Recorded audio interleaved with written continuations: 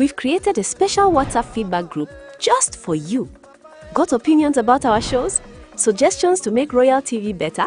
Compliments, complaints, or hot takes? This is your direct line to us. Joining is easy.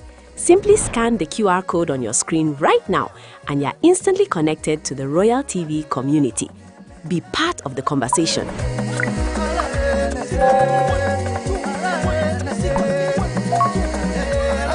Influence our programs.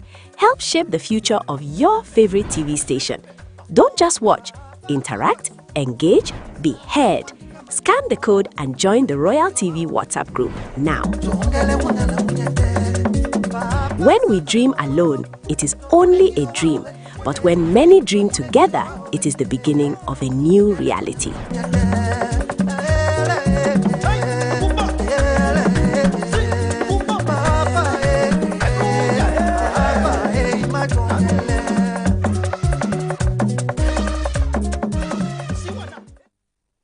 Welcome. Thank you for the deal. Thank you for being faithful to Royal TV. Thank you for being faithful to Crossviews. We want to say that it is a joint decision that we should never fail each other. And so that is why we are here today and you are there watching us. For today's program, we want to say that we have a few topics to discuss on if time permits us. And if time permits us, dear viewers, there's just a lot for us to talk about tonight. On the first topic, we are going to look at gerontocracy versus youthful exuberance, because in the recent time, the youths feel like they should take over administration and politics in Cameroon and Africa, and why not the world? But it has been always that battle between the young, or let me say the young vibrants, and the old who don't want to leave power. And so on that, we shall be looking at gerontocracy, or gerontocrates, passing in succession what wisdom and legacy passed down. What have they done that they are leaving for the younger generation, if only the younger generation has to take over? We've seen that in the recent time, in few weeks, we have lost so many high-ranking personalities in Cameroon. And so it has been so painful that we decided that we should discuss on this and see a way out. For today's program, we also have a second topic. It is the legal and illegal fuel scarcity, what socio-economic and political impact, and the solutions. We shall have to have them on this platform. It has been for some weeks now, more than a month, that petroleum, be it the legal one that the government knows and the illegal ones on the roads, it has been in scarcity. And even if we have a few that we can buy, it has been very expensive. And so black market has been taking place now for more than a month. What is happening? So we need solution. We shall be discussing on that tonight. Dear viewers, we have some gentlemen on platform who are going to discuss on these topics, especially you seated out there. You shall have the opportunity to participate, given the number on the screen that you shall have to see not long from now. Whether you pass through WhatsApp or you decide to call, then we shall discuss together to find solutions to these problems. Let us welcome the gentlemen we have on platform. Kiki Shikenet, you are welcome to Crossviews tonight. Good evening, Mr. William Mambo, and to my co-panelists, you are all welcome. To the team, to the technical crew on board, I say kudos to all of you for doing a good job here. And to all the televiewers of Royal TV, I salute all of you. I want to start by also congratulating the president of FECAFOOT, Etofis, Samuel Etofis, who has shown the world that youth in Cameroon can do it despite all distractions, who has shown the world that it is possible in Cameroon with an edifice that was inaugurated today, which stands to beautify the landscape beyond the city, and which is a very prominent structure, even in Africa. And I think the office has done wonders. I want to say kudos to all the youths who are following this program, despite the heavy hearts that we have. The passing away today of Colonel Kakaba Mabu, who was also a sport lover for a very long time, who has left a legacy that we don't doubt. He's a gentleman of excellent caliber that we know, and I am sure that the merciful Allah will grant him bosom rest beside him. Thank you. Of course, we pray that Allah takes him in peace. At this time, viewers, let us also welcome Chair. He is a journalist. He writes with the municipal update. You're welcome to Crossviews tonight. Thank you so much, Mula Mwambo, and a very good evening to our viewers out there. It's of course always a pleasure to come on this platform to share thoughts which together contribute to nation building. I'll probably be queuing from where Kikishi left. On a sad note, to regret the loss of Njomo Kelvin, who happens to be a very instrumental figure when it concerns sports in the Southwest and across the national territories. A long-serving journalist who left the scene last week, I think Saturday or so, and the sports community, just like with the loss of Kakaba Malum, have been sad. You know, Njomo Kelvin, to us media men, he meant a lot because he was a mentor, he was a father, soft-spoken, and he was very much enthusiastic. He was that person that even at the call of retirement, he still had time to carry on and engage, especially with the new media. We saw a journalist of the old school who could embrace the social media. So I think he leaves behind a very rich legacy that we all would live to remember and to celebrate for time to come. Thank you very much. Of course, those legacies are just too many. The gentlemen who are passing, the gerontocrats who are passing, those independence fighters, those who were through the regime of President Amadou Ahidjo and President Paul Biya today, they are passing out. So that is what we shall be discussing today. And they have left a lot that we have to take from them. But others also have the opinion that they haven't done anything. We shall have to have those solutions today on this platform. At this time, let us welcome Obasi Humphrey. He is also a socio-political analyst. It is his first time to be here. You're welcome to Crossviews on Royal TV. Thank you very much, Mr. Moderator, Mr. Mambo. It's a pleasure to meet you again. So I'm so happy that we should have this topic so that we should discuss on these pertinent issues that affect the growth of Cameroon and the development of the youth of Cameroon and Africa in all. Yeah, so thank you. Thank you so very much, and I should thank you especially for accepting our invitation. Dear viewers, at this time, as I told you, we have main two topics, and the first one we are about to start with, I told you we shall be looking at gerontocracy versus youthful exuberance, especially in the political era like this. And so, the administration of the old are leaving. So what have they left for the young to take over and run this country? At this time, let us follow these reports. After the reports, then we get to the topic deeply.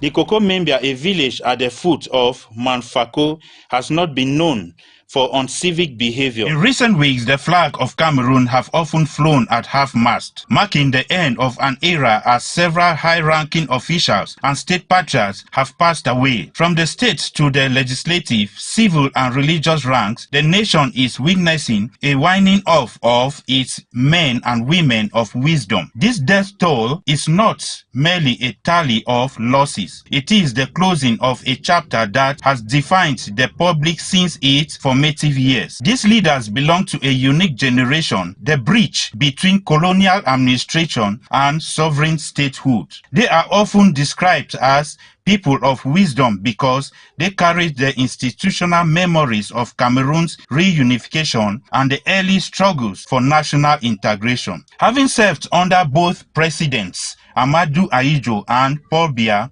their presence offered a sense of continuity and stability that anchored the nation through various socio-economic and political crises. To the next generation, especially the youths, these elders leave behind a complex inheritance. The sudden vacuum created by these departures have several immediate consequences. Institutionally, with several seats in the parliament and government which are now vacant, there is a risk of legislative and state operational paralysis. Their deaths trigger internal struggles for succession within the ruling CPDM party and the military hierarchy. To navigate this delicate period, the state must move beyond mourning towards active renewal, like organizing by-elections for vacant positions in parliament and government respectively. Formalize the transfer of state wisdom from the remaining elders to younger technocrats. Effectively decentralize power to local authorities to ensure governance continues even in the absence of the central power. Actively integrate younger leaders into strategic position to prevent a sudden governance shock when the final veterans depart. As the sun sets on the independence generation, Cameroon stands at a crossroads. We must honor the wisdom and sacrifice of those who built the foundation of our state, while recognizing that a nation's vitality lies in its ability to regenerate. The true tributes to the fallen patriots will not be found in the grandeur of their funerals, but in the courage of the next generation to pick up the torch and lead Cameroon into a modern, inclusive future. I rest my case. Thank you so very much. Welcome back, dear viewers. That is the report that precedes the first topic tonight. And so we all know it has been that fight for a very long time. The young and vibrant people always want to take over. And this time, during the 10th of February address to the youth, the President of the Republic promised that vibrant younger people will come to power. And so when we saw those who came at the helm of the Senate and the National Assembly, they were looked upon by others as young and vibrant, even at the age of 60 and above. So youthfulness, as they say, is a state of mind, but it will depend on the panelists that we have here on stage or on the platform. Let me begin with Kikichi Kenneth, who is here. You followed that report, and in the weeks past, nearly every week, I'm sure, we've been losing somebody that is maybe at the level of politics and other maybe social level, other hierarchies that we look upon them as bureaucrats who don't want to leave power. What is your take about that? Well, there's a principle of in plants where the first fruit to ripen is the first fruit to drop down. And so it is a natural phenomenon even with human beings. The older you are, the faster you get closer to the grave.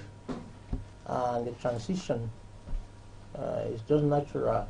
It's just that for quite some time it has never happened in Cameroon that within a such a short space of time, many renowned politicians, administrators passing away in succession. You might find days that there were like 3 names that passed away, 2 per day. It calls for concern. The unfortunate thing is that those who are still in administration, who from their physical looks cannot move, are just ceremonial. We don't have record of their frequency in their job sites. but we only see them during ceremonial events, telling us that certainly they are absentees in their offices, but when there's a camera somewhere, they come on board. So the unfortunate thing about it is this: even the ones that are still in office, they went through a school where resignation was not in their vocabulary. We have seen that many of them left office. A good number of them who passed away left office just a few weeks or months, and then they just passed on to eternity. What is that? What is the picture or the image that it tells us? That maybe their attachment to power, they were so power hungry that when power was taken away from them, either through retirement or through nomination of a different personality or reshufflement, they could not stand longer. You remember this great film, The Titanic? This huge ship that was sinking gradually. Youths are seeing Cameroon sinking because those, the elderly persons that we have in power have refused to give way. You talked about the legacy and wisdom, what legacy and wisdom that they have passed on to the youths. I want to say that when you stay too long in power, you virtually erase the legacy that you would have left behind, because by the time you start facing out and you can no more deliver positively because you have lost your vitality, the only thing that you do erasing your own legacy. And so in the elderly who are supposed to pass on wisdom, they were supposed to mastermind succession planning and leave power happily for the young ones, that they will also have time again to monitor, to coach, to mentor from their homes, to say, no, young man, go this way. But when you die, just a few months or a few days after you left your office, it erodes all the legacy and the wisdom that you have. Because you are supposed to be a consultant for either in politics or in administration. Youths are supposed to be coming to you to seek knowledge, to consult, to find solutions. You understand? You are supposed to be a solution provider from distance. And so the message that we have on this platform today, let me say that I have, is that those of these are senior personalities who are still in power, please, there's nothing that you will gain keeping yourself in power until you die in power. On the contrary, you are going to erode all the legacy that you left. All the wisdom that you carry will be buried with you. So it is high time that you you just look at what is happening and write a resignation letter and send to the head of state that, no, you are exhausted. Please, can you leave me go and rest in my village? All of them have mansions in their villages that surpasses what you see in town. And it's high time that they commune with their elites or the community back home. That is where the vitality comes in. When you see some of them who go back on weekends and they are able to eat maybe burning plantains with red oil or cassava or ngwem or those very pure traditional meals, that's where they gain back vitality. And so it is important that all of you have billions, and money is not their problem. But the danger is that you cannot buy life even with that money. So my advice on this platform today is that for them and for their families that they leave behind, because they have children and grandchildren and great-grandchildren, what we remember of them is that they resigned and went back home and then commune with have time to reconcile, because they are also committed a lot of atrocities back in their various villages, where maybe they seize lands, they have done a lot of land grabbing, they never cared about the handshakes were selective handshakes. Forgetting that even on their sick beds, the donors that came to give them blood were even the poor people. And their graves will be dug by those people that they never even saluted in the villages.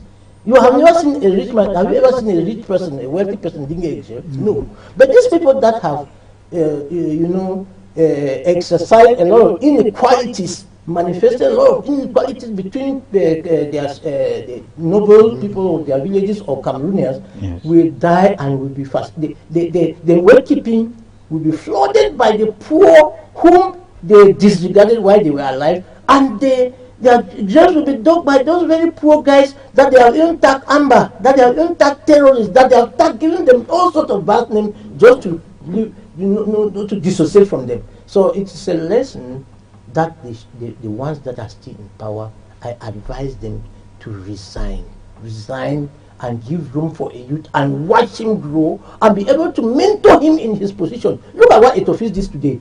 It's not showing that youth in Cameroon can do it. We have a minister that died some months ago, several months, or even their positions are still vacant, but they are youths who are vibrant. And then they are another bad thing, Mr. Moderator, is that the accumulation of positions by these people that die can cause youth to die of high blood. Somebody will accumulate like 10 different positions, whereas there are several youths out there, and he is dying. I don't have any regret that they are dying. I'm sorry to say this. The Bible says that you should speak nothing but Just the truth. good of the dead. But I am afraid that we cannot. The Bible I too should has say, told us if to you are speak the if truth. you are not regretting that you are dying, we are not regretting because at least they have lived a life that we at least must have learned something from their lifestyle. And so if there's something that we can emulate from them, then we shouldn't regret because they have left some impact. That should be the reason, I think so. Okay, let me go to Chair this time. You heard him, and I don't know your take about this gerontocracy versus youthful exuberance.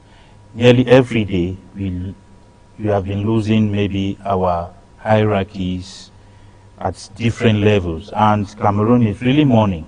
People cry every day, and these are people who have done a lot for Cameroon. At least most of them started from the Aijo era right now to the Pobia era. At least they must have done a lot. Indeed, there is no Yes. gainsaying that they've given a fair contribution to nation building, and I took off time to laugh. The comments of Kikishi, they were interesting, and I understand his point coming from a human rights perspective, his fairness for all, justice, equity, but that does not happen to be the values that govern our society, and nobody really cares. If we must be frank, nobody really cares, and it is about power, amassing more power. What we have, what more can we add to this? Be it in various stratas of the society, even from the church cutting across. Men don't care about others. There's a very interesting story in the book of Kings. That's 2 Kings 7. Okay. It talks about 4 lepers sitting on the gate. And I would use this for an analogy for what I would want to say. And they were sitting, there was famine in the land, they were helpless, and so they asked themselves, we are here seated. If we sit here, we will die. If we go into the city, we would meet the Syrians, and they may kill us. So the bottom line is that we would end up dying whichever way. So we better go into the city. Here's what I want to say. We've come a long way. Yeah. And I think beyond this appeal for those who are there to shift for the new generation to come up, the new generation must be ready to fight, because power is not given. Yeah. It is taken. And I think it's high time we come to this realization, we accept this reality, that nobody will wake up one morning and call you and hand over everything. You must be able to fight to get it. And so I think young people have to take the charge, Mola Mwambo, and young people have to take the charge. We're talking about municipal elections coming up. Maybe it's been scheduled for 2027. Yes. Parliamentary elections later, well, by the end of this year, if present calendar is maintained. I think the law talks about, the electoral code says by 23 years, Cameroonians can be to be councillors or to be members of parliament. Yes. That is where the change starts from.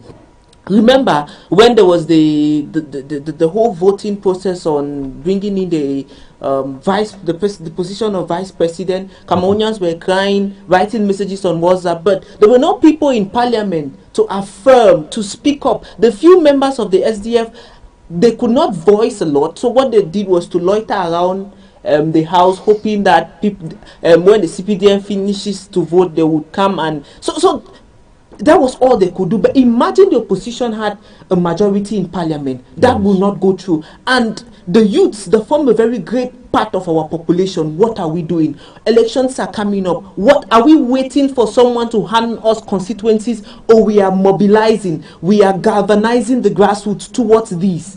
Because nobody is going to come and hand us power. It will not happen. You see, as these are phasing off, they would be handing off to other people that maybe buy the ideology, because this country is built on firm ideologies. And I may not be able to detect, maybe because I am not a political scientist, but these ideologies these are the ideologies that the next generation of leaders, if they are to be chosen by the current people in power, they would ensure that these younger leaders have that same mindset, so that the dynasty continues, the ideological tag line continues. So the youths would have to rise up. And I think beyond all of our pleas and our concerns, we need to get to work. We need to get to work and to take what we think belongs to us. So at our various levels, be them at the various levels for the council elections, we should start galvanizing you just in our said, quarters. they have to fight and take what belongs to them, the youths. Yes. And you are one of them. You say you have to fight and take what belongs to you. But don't forget, and you also said, power is not given, power is taken. Yes, those are statements that are made. But in every situation, it depends. Okay, now we are in such situations. It is tightened. The youths have been fighting. Some feel that it can't go anymore. And they started fighting since about 40 years ago. And today it's impossible. How do you look at it? Not really. 40 years ago, we had a lot of young people. Biya himself got into government very young, and a cross section of those who are still in government. And there are other young people who wanted in their 20, to come early in 30s. I remember former Prime Minister Yang. Yes. He says he does not believe in youth leadership because Cameroon today has become more complicated than it was 40 years ago. So at least the people you expect that they would hand you power. So now I think that it is challenging. No one is denying that fact. But again, do we sit here and die? Now there are two options. Either we are ready to sit here, or we are ready to face our fears. If we sit here, we would be conquered. If we go it, we may succeed. If you talk of taking power by force as a young man, and you have to pay 30 million to get to the presidency, is that not already a barrier? That is the problem, Mula Mwambu. We are looking at the wrong thing. We have the wrong goals. That is why we cannot achieve it. Okay. This whole issue is not about becoming president of the republic. Okay. Change starts from becoming a councillor, affecting change in your quarter. That's if you think that it's only when you'll be president that change will start happening, Okay. then you've cut off. If we look at change from the micro level, they say it's little drops of water that make up an ocean. If we look at it, that imagine, like I say, in parliament we had 180 seats. If let's say 90 were of the opposition, or 100, that bill would have not gone through. As simple as that. And the executive will have a very tight way to go through. And maybe you have passed. Now, let me come to you, Obasi. You have passed the message there. Let me come to you, Obasi. The youths have to take it by force. Before I come to the questions, I have to ask you, how possible is that? First of all, I'll first by continuing to what my brother said. Yeah. Power is power. The wisdom of this Jerry creator has failed and was never passed on to any youth. Okay. Because from the onset, we inherit titles. Youth inherit titles and speeches.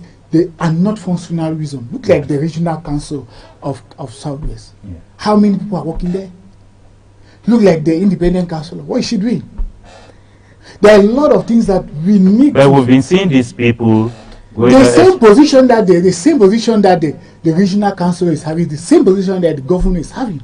So why mixture of position? Look at the Ministry of Territorial Administration and the rest ministries. They are doubling, duplicating ministries that they are not working. These guys are taking power to the essence that even from the time of Ahijo, Ahijo refused to hand over power. It's after 20 years of reign, he gave it to Mr. Bia, and from Bia to today, it's over 40. How many years we are trying to talk? Okay. So the legacy that these gray-haired people have, it has broken. It has been broken because there is no succession. There is no succession plan. There's no succession plan. Look like in the parliament today, we are talking about a vice president. Yeah. And the same vice president, we are talking about a prime minister.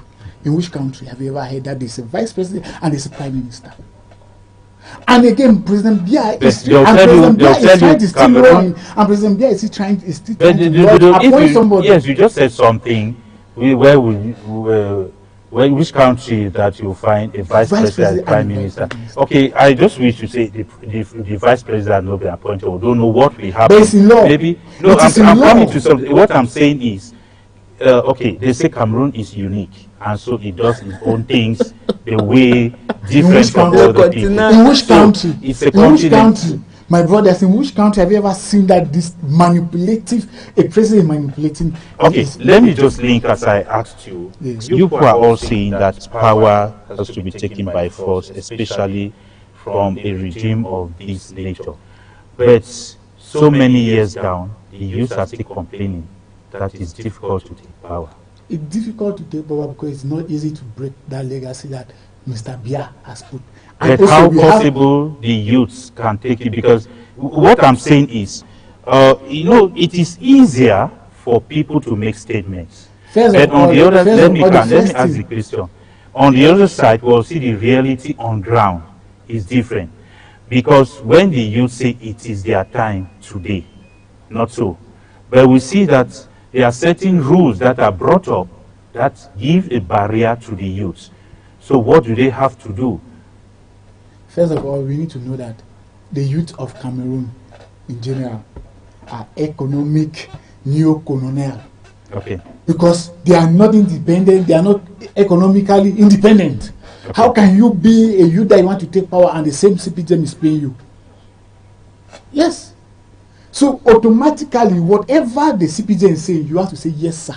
No, it doesn't mean you are in a ruling party. It doesn't mean you are youth in a ruling party. Even those in the opposition leaders, those opposition leaders are being paid by the same CPTM. But does that tell us that if the CPTM is paying you, Mr. Yes. Mwambo, Yes. if the CPTM is paying you that Yes. to be moderating this platform, Yes. will you go against the CPTM? No. What I'm asking here is So that get it. The impression you're giving is that we belong to CPJ, not Yes. so. It means that as a young man in CPJ, cannot take power. you cannot take power because it is already been chartered already from the president himself down to Okay, others. let me get the opinion from Kiki here. I want to take on that aspect before I come to the aspect of power is taken by force, not given. But over the years, for decades now, the youths have been complaining that there's no way they can take power because everything is tightened. Kawala, for some decades, have been fighting. Finally, he said it is impossible. He decided to go in for something else, and so many others. Well, taking power begins with the mindset of the youth of Cameroon. Okay. To kill fear.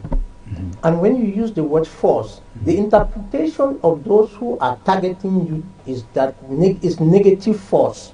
Is that you want to fight on the street to take power. No. Force means that you are going to break that inertia in the political ring. Yes. You are going to tell yourself, and each youth, the first thing is reawakening of the mindset of the youth. How did it happen in Senegal? These are good examples for youth of Cameroon to copy. Yes. We cannot be social media literate and then politically we don't copy and paste what we see. We instead propagate fake news or No. fear Okay. or fear factor. With the Senegal situation, let me ask you. Propaganda of the fear factor. Okay. Let What me I'm ask you. saying is simple.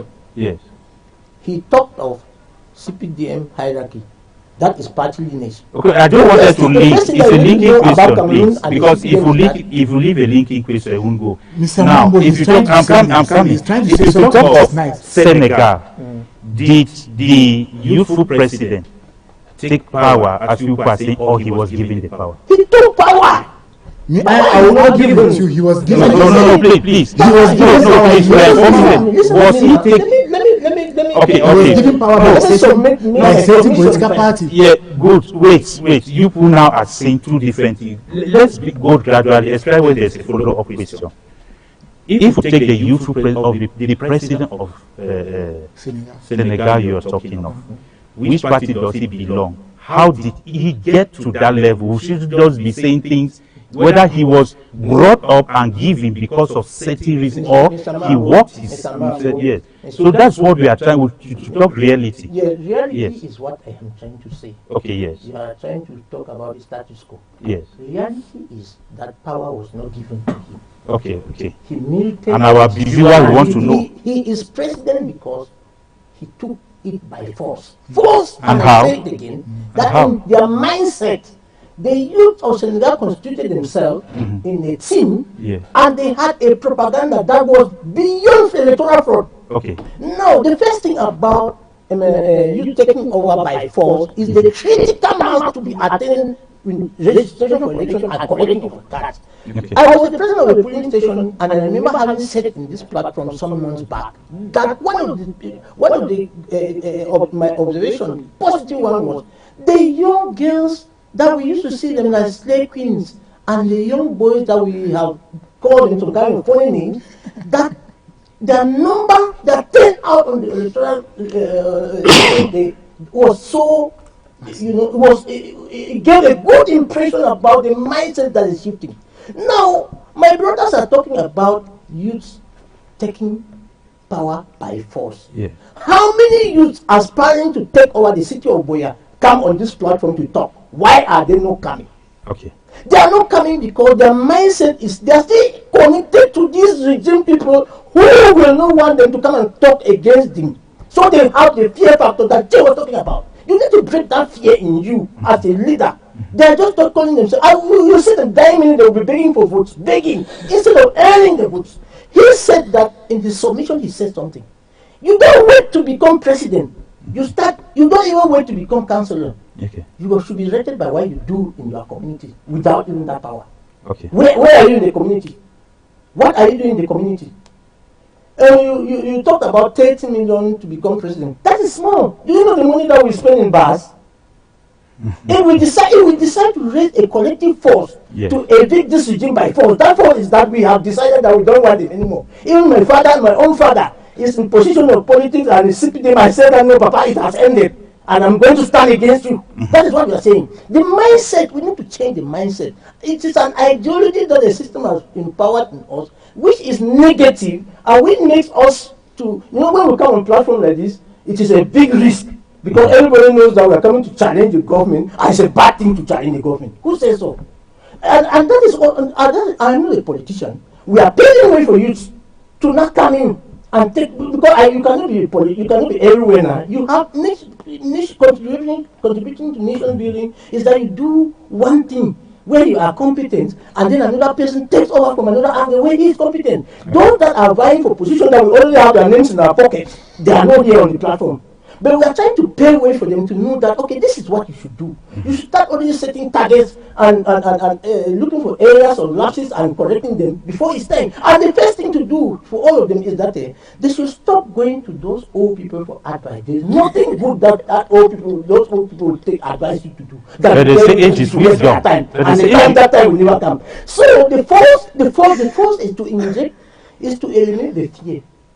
That force that we're talking about is no street force. So there's no wisdom in age. There's no wisdom there. About enforcing yourself, building your self-esteem to know that you can take over. I just mentioned in my intro the example of 8 office, who had a serious fight with an elderly and senior personality of this country, which almost ruined his career as a young man. Yes. But he stood firm, and it did not deter him from doing what he did today, which ended Cameroon a very big mark today, that Cameroon, Fecafoot, has one of the most beautiful edifices in the world. Look at other football federations. That people are even asking themselves that this is the ministry, this is the structure of the Ministry of Sport, which is where Fecafoot is just a subset. And then Fecafoot has that. So who is the Oga Patapata now? Is it Oga? But what I'm trying to say is that it took him force and courage to resist the negative forces. Some people feel that the example you are using, calling him all names, he was some people feel that the example you are using, he had all what it takes No. to Where did he start penetrate. from? Was Etofis born of a rich man? Did he come from a rich family? No, we are talking of a particular situation that I just mentioned. If you say it takes, if you say like that, you No, I am not saying. I'm saying some people say that. yeah, people will What? say, No. Excuse me. You are talking of a particular situation. Yes. Because when you want to do something, you must see how what it takes to get what you want. Okay. And so some people feel that he had or he still has what it takes to do what he's The doing. Yaoundé Douala Auto Road, where several billion were put to construct a 200 and something kilometer route, is not there. Was there no money there, Mr. Mutu Tomambo? No, I'm No, what talking I'm of. saying, no. When you see, there are failed projects in Cameroon that had billions to be, they had everything to do what the Etofik did today.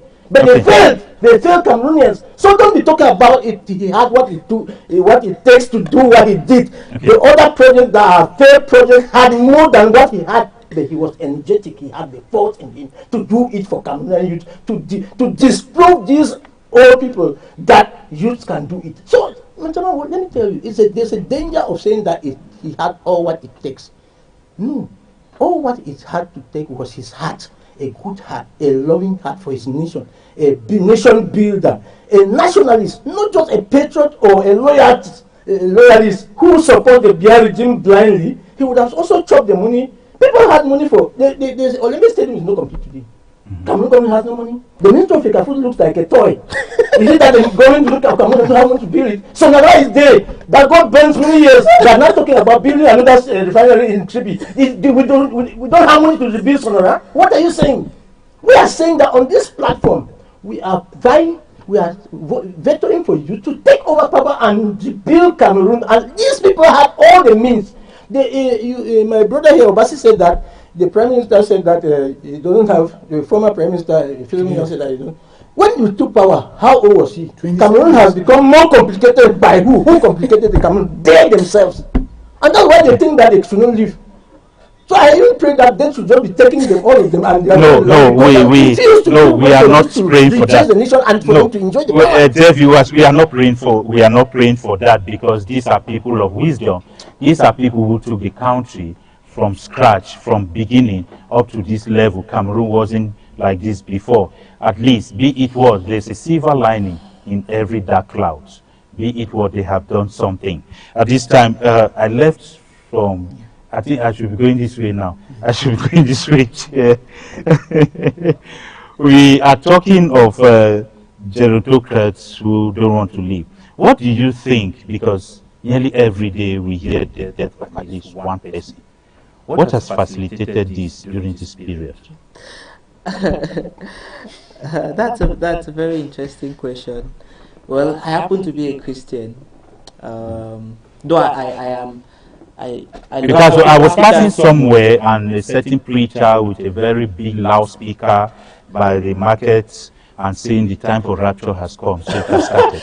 That should be a joke. Well, I am a Christian, but I am also very passionate about African traditional religion. Okay. However, I am an academic, well, a Buddhist academic. Okay. So to balance it up, I wouldn't say a lot, because I don't have the scientific evidence to prove, for example, that maybe it is due to some spiritual reasons, or any of those sorts. I have not seen any report which maybe did that revelation. However, some people have speculated that the coming of the Holy Father, as he is called, could have maybe made some spiritual shake-ups and the rest. and the like. You must have broken some ties. I don't know. Well, it could be. Yes. However, I wouldn't say much about that because there's no scientific evidence, yes, to back up. However, we know for a fact that there has been a series of high-profile deaths, maybe in the last 1 month or so. Yes. But going back now to normal wisdom, we also understand that there is a time to be born and there is a time to die. Yes. And the Bible talks about seasons. So it could also just be seasons, but to talk about the rapture, I think that's a bad joke. However, I would want to react. Those are words that preachers, they take opportunity. We know those things. Another one came with the idea that by the year 2000, the world will come to an end. But it did not end. When the COVID came, they told us about the mark of the beast. I just call them old women's fable. Okay. All of those things are stories by the fireside people. One of my pastors called them hungry. Is it hungry preachers or what? Now I should react to what has already been said, Mola Mambo. Yes. In old military systems, there used to be what is known as the Trojan horse philosophy, where people make some sort of a wooden artifact or something, and they used to penetrate the enemy's camp because it's just subtle. They would just take it for a toy. This is to say that I am of the school of thought that opposition is a way the youth can take, but also infiltrating the Cameroon People's Democratic Movement, which happens to be the ruling party, is another way. You see, there is what we want is an end, and there are several means to that end. Sometimes it's easier for people to think that you're with them while you have other. I would not really want. Yes, maybe you call them agenda, but it's not really you're against them. Yes. But maybe you're not a believer on the core precepts that govern, but you're just using that as a tool to achieve. You see, I happen to have spoken to a lot of to youths, some of whom are presently key stakeholders in the CPDM, and some of them hold elective offices. You know, one of them, I don't want to call his name, but it's in the southwest. He told me, you see, to get here, he fought to get here.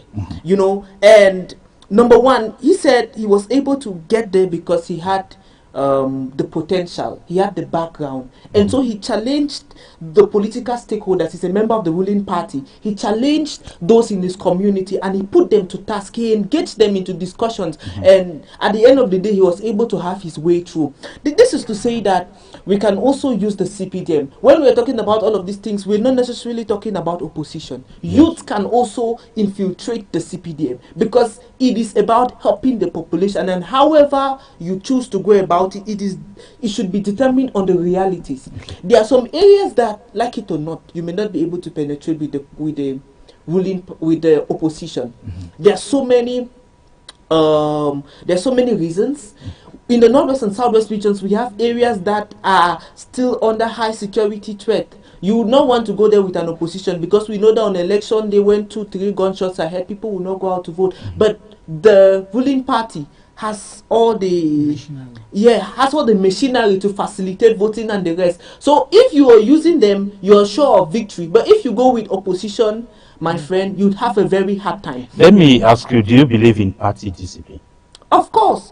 Because one of the points the youths are giving is that party discipline has made it so difficult for them to take part. There is party discipline, and especially in the ruling CPDM, we've seen a case. One of the presidents of the regional assemblies, who was not the candidate from the central committee, was called up for discipline. I think some months back after he won, but he was called up for discipline, but he has won.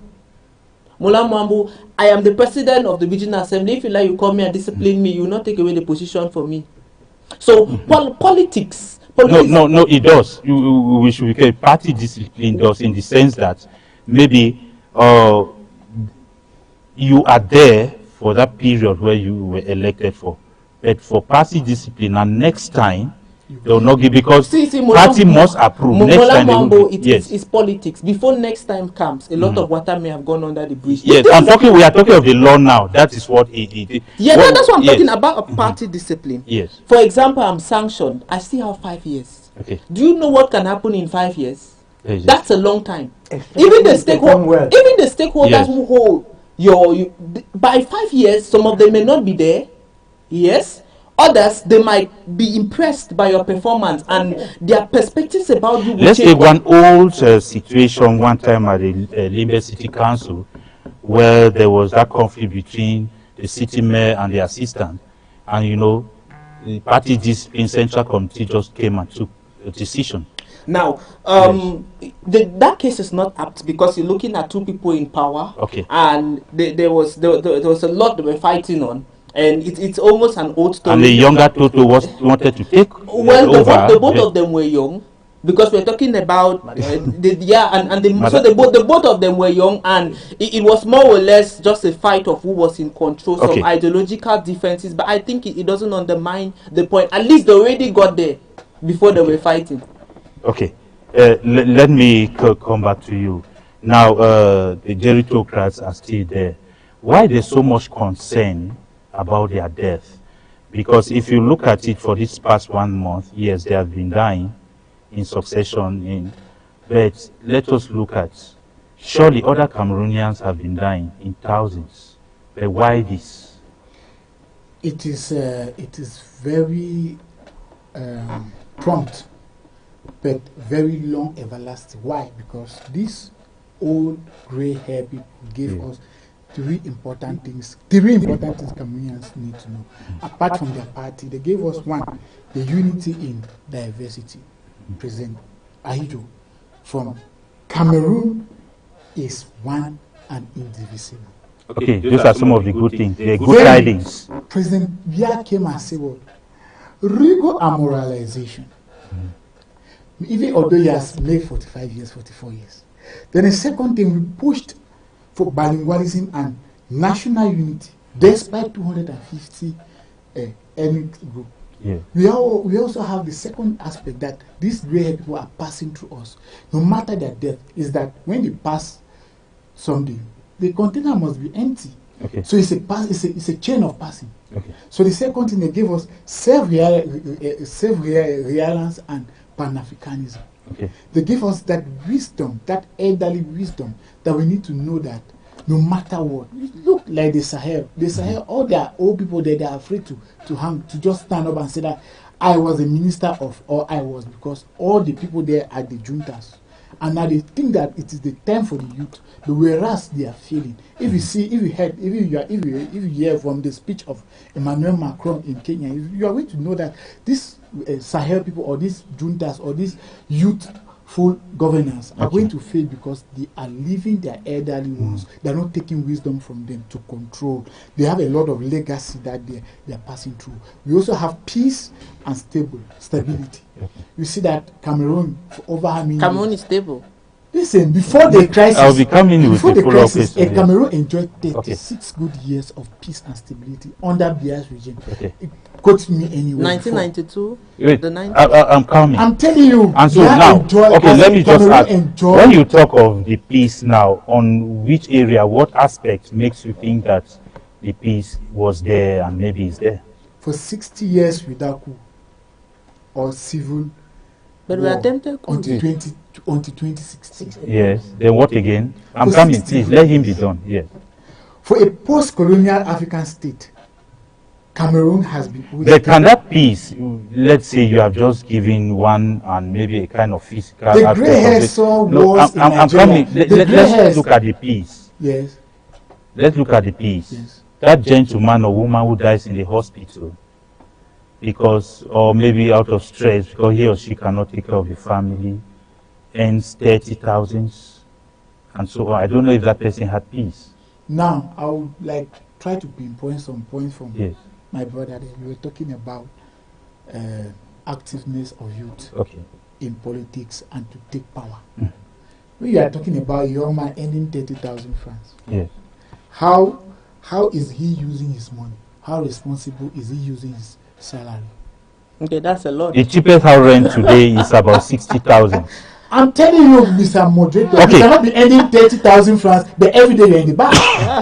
And every day you're eating big fish and you're having 10 children in the house. Okay, okay. Is that not irresponsible? How do you look at this statement made by... Did you question... Okay, how do you look at this statement made by one politician? Are you here? That it cannot Are you? How do you look at this statement made by late Nijon Fundi, that the peace we have, he made in the 1990s, Yes. the peace we have in Cameroon is a time bomb? Does it reflect that? Does that statement That really is why reflect I was today? saying that Cameroon enjoyed peace for 36 good years. Before Was he not saying that there is no peace and so it's just a time bomb, very sweet to peace explode? or no peace, Okay. Cameroon enjoyed peace for 36 good Okay, years. continue. Yeah. So, if Cameroon had enjoyed peace for 36 good years today, we have to applaud the grey hairs because they pass on to the youth a lot. But the youth, as my brother was trying to say, that the youth, the Cameroon youth need to be educated. Okay. They And of need which to they be are. uneducated and to be re-educated By when who? it comes to politics. Okay. So the grey hairs or the old ones there, They are should take the there. responsibility. They have to take the responsibility to educate the young- youth that Okay. this is what we did in the 90s and this is what we are continuing to do. Like when Minister Tanganji was defending the position of Vice President, he said he wants continuity of Okay. the regime. Yes. So that is another strategy that the youth out there who wants to engage into politics need to already start grabbing. At least Educating- we have started having youths maybe appointed or Yes. elected, like they want the 60 years old people at the parliament. Mr. Mwambo, I will tell you that whatever you are trying to say, Okay. those are passing people. Okay. A new Okay. generation has not been reborn. They were called youths. Or they are called you youths. for their time. What They are is our called own youths. time? Immediately they Now took over, they said the constitution is saying that youthful 26 exuberant. 23 years you can be a parliamentarian.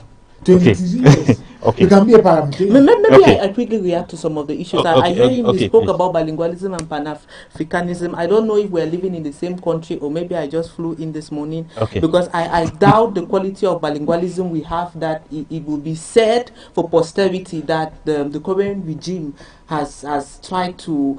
I'm an English speaker. Okay. Some call it Anglophone. I'm an English speaker. I don't think Cameroon bilingualism has thrived in Cameroon under the BR regime because, well, I may be biased to being English speaking, but we've not seen that level playing ground between the two I will answer that languages. question, please. I will try to Not, answer that. well, it's not actually a question because Yes. it's my observation. Okay, as yes, a yes, Cameroonian. yes, I yes, will go on. answer your comment. Okay, It's an let me- observation. answer your comment. It's Okay, an let me just observation, go. and we've not seen that ability for English language. Yes. So many people have even complained. How many times has Mr. Paul Biya in the last years spoken in English language? Yes. Is that the bilingualism we're Mr. talking about? Moderator, let me... Even in Boya, I remember there was a story I did last year at the Mountain Hotel, a closing ceremony. It ran in French till Yes. the end. Is that the bilingualism we're But talking you just about? talked of the President of the Republic. I think he has been speaking English. Recently, he said, I do so swear, when he was How taking... much of English is that? Come on. How much of English is that? You come and you My read brother. 3 pages of a speech and then My you come brother. and say, I do so swear, and we should be applauding you. Okay. Come on. My brother, let me try to comment. Yes. We are talking about bilingualism. Cameroon has how many regions? Well, I thought you people wanted to give some examples It's an because that's example. not our topic. Now, We are looking you have at... to know that Boya, example Boya, is 80% bilingual.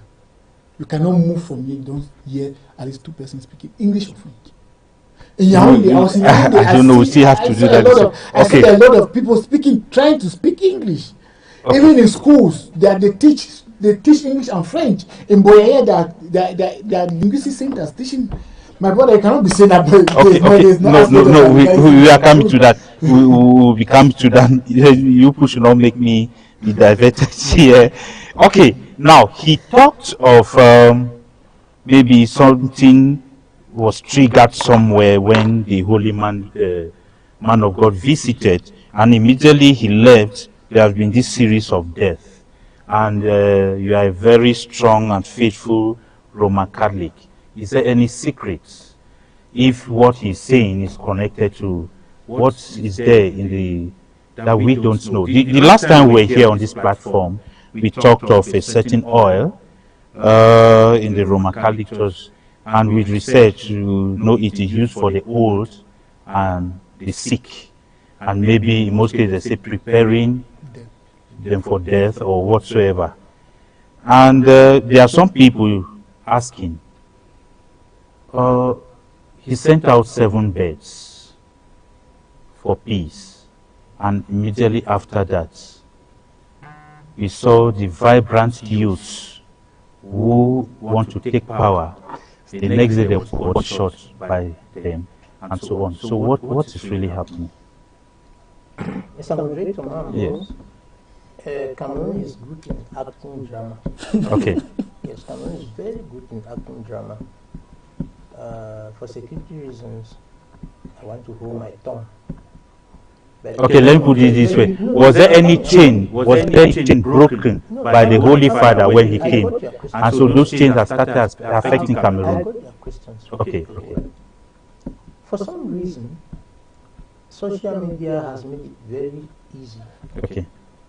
Yeah, it has become a court where you can publish information without investigation.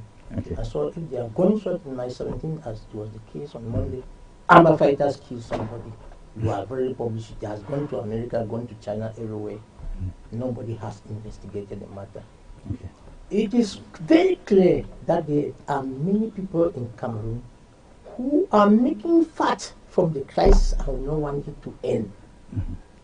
I have said that for security reasons, I want to hold my tongue. Okay. But I have said that in the government of Cameroon, and we have 2 camps that are fighting, separatists and the state defense and security forces. And I tell you that they create a lot of, they act drama to intensify and make the world to know that we're in war because they're making fat. I told you a friend of who was left from, he was a superintendent of police, asked me, Kenneth, do you think that this war will end today? Do you know how much money people are making, the military, some senior personalities in the military are making from this war? Do you know when fuel leaves on a radar is coming to Boya or to Bamenda where it's, or to the north for war? If they say that it's finished that same day, will you start to question how they use it when you heard that there was gunshot in Moluka, there was gunshot in Manyenge, and there was gunshot in Bafia? Will you be questioning, or question the bullets that do they come and count bullets to prove to you? And do you not send the way to come on? So those are the variables that make it difficult and very challenging for this country today. Okay. That there are people making money from it, and so they can act drama. They can take me. They can armor fighters. If the places are quiet and the Pope has come and blessed Cameroon and released peace doves, they can still go and shoot guns like that in the air. Okay. Only to pass a message that we are still there, because they also have funders. If it is quiet, they will not receive money. If the other people too are quiet, they will not receive money. The Cameroonians are worried. Why are the people now, of wisdom let me passing on so Let me fast? link us to the question. Yes. There were those that were released for peace. Okay. They are agents of the devil in Cameroon. Okay, who good. continue to foster the crisis to make money. Where there's presence of God, the devil roams The around. personality who came is the Holy Father, the Pope. And he did not come for the Catholic Church. Okay. He came for Cameroon. And that is why you had an ecumenical service that brought in A lot. persons from different denominations. That And is- so if people come together and make a prayer for well-being of their country, and there are resistors or resistant personalities that want to resist that peace, they will die now, because it is a clash of darkness and light. And that was the clash. I can say without fear that no matter, the Holy Father, I have said it, is not a prophet. Yes. He preaches peace. He's a peace Yeah. agent. And he is a peace crusader. He came and united all other men of God and raised people from all walks of life. Even the poorest person, that IGP was not from a rich to wealthy. And people made a prayer for peace to return to Cameroon. When you release a dove and then it lands on the roof of your house for peace, and then you now try to use the amulets to attack the dove, what will happen? You watch Nigerian films, you retaliate and you die. So all those who are resisting to bring peace that's how they'll be going. That's what I'm saying. It's clear that there's a spiritual, the new realm of spirit that is in Cameroon. Okay. That those who are against will not live long. That is the truth about it. Because it was not done by the Catholic Church, it was done by Cameroon in unison. Good. Now, I want to take on from what my brother said about the CPDM unit. You know, party discipline in the CPDM kills democracy in the CPDM. Okay. Because all the list of people, all the parties have parties, even opposition, they have. I want to talk about the peculiarity of the one that is ruling Cameroon. Okay. The other parties are riffraff parties. Okay. The one that is ruling Cameroon is the most important party. That's right. But they have failed in democratizing itself. I mentioned here on this platform the image of an assembly where nomination for the post of president of the National Assembly is one name. Somebody hands up and say Kabayi, and that is final. No. I even challenge the CPDM to sometimes even pretend that, okay, after you say another option, then she can say, no, I'm coming with I call a different name. I'm a senator. Nothing was done like that. Nothing was done. So they can make it competitive within themselves. So when you say that we are pro-rigo and moralization, we are still to see the rigo and moralization. So you are coming to the fact that things have been tightened for the youth, the younger people to take over. You are asking me? Yeah, that's right. Because when you say that, okay, you gave an example of the parliament, of things not being transparent because of party discipline.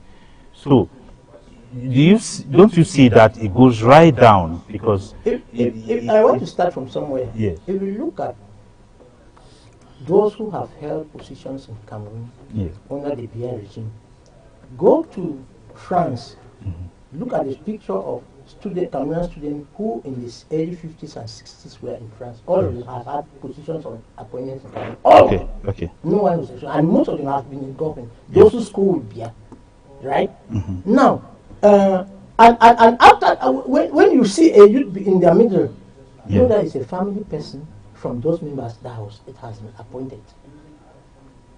You understand? There's a kind of transition from... The President of the National Assembly just made a statement yesterday during the funeral of that his family should not be afraid that maybe their family members in the parliament, that is, that of Kavari Jebre, will be removed.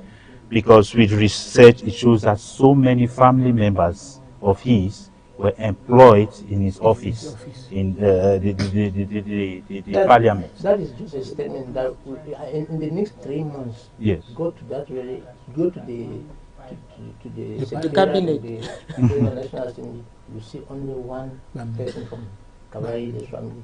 You know there are his own people. And if he doesn't know there are his own people, then he would have set a record. Go to all cabinets of ministers, you realize that they are manned by close associates, close family members, and some friends. So it is a natural phenomenon in Cameroon. Now we are talking about the absence of war. Therefore, it is something that we had peace. I want to say here that the definition of peace is not the absence of conflict. The definition of peace goes beyond that. If a mother in the village cannot eat 3 square meals a day, you cannot expect her to have peace. If I go by the human rights approach, I'm a human rights defender. If I go by the human rights approach and take the legal department, I look at the number of people in prison who have not passed in for judgment in court for several years. Do you think that there's peace in Cameroon? If you look at the court procedures, lengthy. Somebody goes to, they postpone for 10 years, they are postponing cases. Do you think that... Let me ask you the question the Guardian Post is asking you now. Look at on one-ton privatization that took place in Cameroon. When we took a company that was well managed by the government, gave it to some private individual foreigners, later again went to the hands of other foreigners, it has finally come back to the hands. Do you think that Cameroonians are comfortable seeing their rights being violated by the system as this is? If you go arbitrary arrest and illegal detentions are a daily... Kike, I just want to ask you the question. From ordinary citizens. The Guardian Post is asking you a question. The broadcaster can put that question on air the broadcaster can put that question on air. The Guardian Post is just asking you a question. As a staunch Christian, I believe you should understand this question very well. Is the spirit of death haunting Cameroon? As a strong Christian, you want to challenge that? No, the spirit of death is haunting Cameroon. That is evident now. Broadcaster, please, let's have it on on air. air. Death within a very Yes. short period of senior citizens Yes. and vote holders is higher than we have ever experienced. Yeah. So truly the spirit of And death. that's why I kept on asking, why now? Why in a very short time?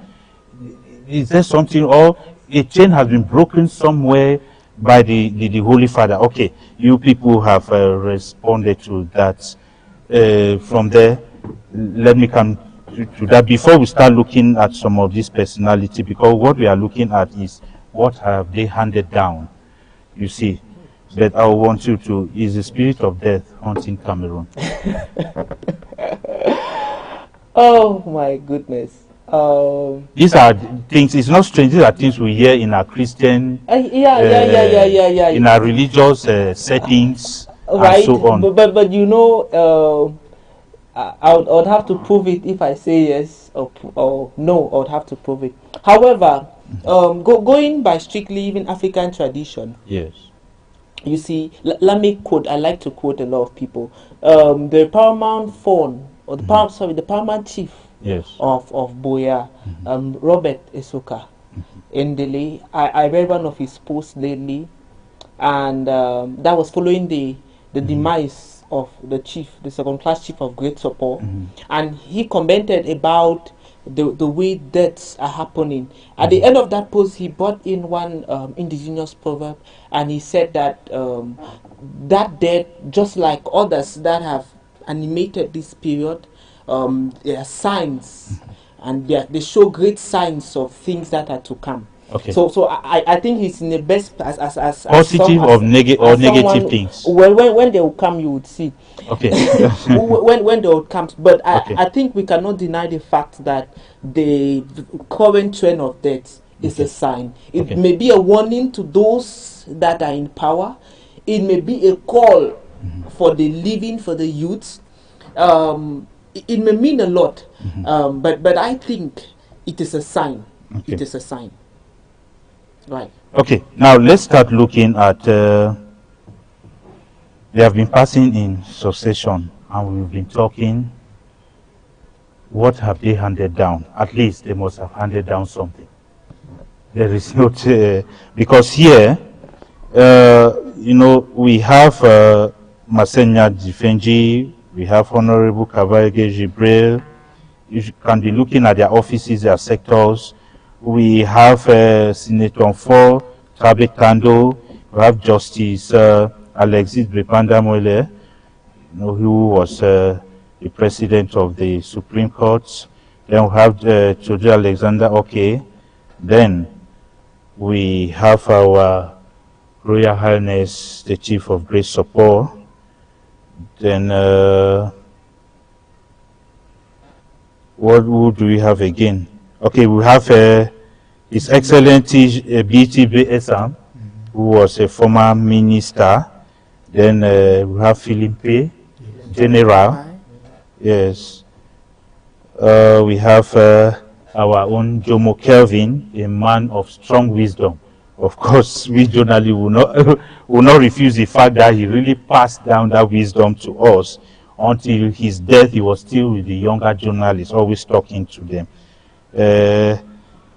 And these are some of them. And today, in the past 2 days, if I'm not mistaken, we'll have other deaths. Today we just had that of Colonel Kakaba Mabum, who just passed.